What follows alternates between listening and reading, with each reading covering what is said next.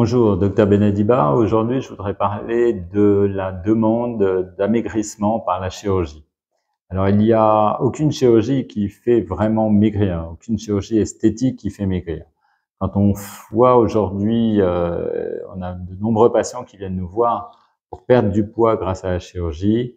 Eh bien, en fait, on leur explique que ça va être un partenariat, c'est-à-dire que grâce à une chirurgie comme une lipoaspiration, par exemple, ou une plastie abdominale, on va pouvoir bien sûr enlever de la graisse, mais il y aura une graisse que l'on ne peut pas perdre par chirurgie, qui est la graisse viscérale. Donc ça, c'est une graisse, c'est la graisse du régime, et ça peut bien sûr se traiter grâce à un accompagnement qui va être une réparation des erreurs diététiques, bien sûr une activité physique, s'il n'y en a pas, ou en tout cas une bonne activité physique, et une aide dans la prise en charge des erreurs alimentaires que font de nombreux patients.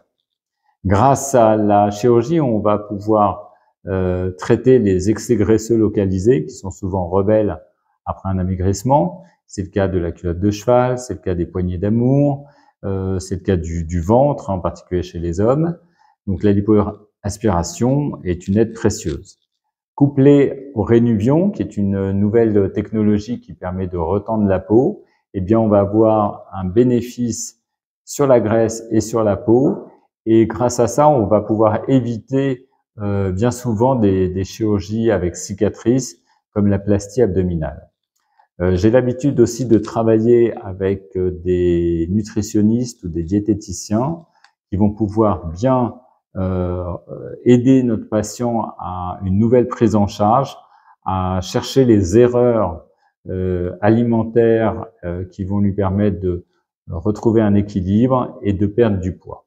Donc on parle souvent de chirurgie starter, c'est-à-dire une chirurgie qui va booster le patient à changer ses habitudes, à refaire un peu de sport, à avoir une activité, parce qu'on parle souvent du sport, mais bon, le simple fait déjà de marcher est déjà une très bonne activité.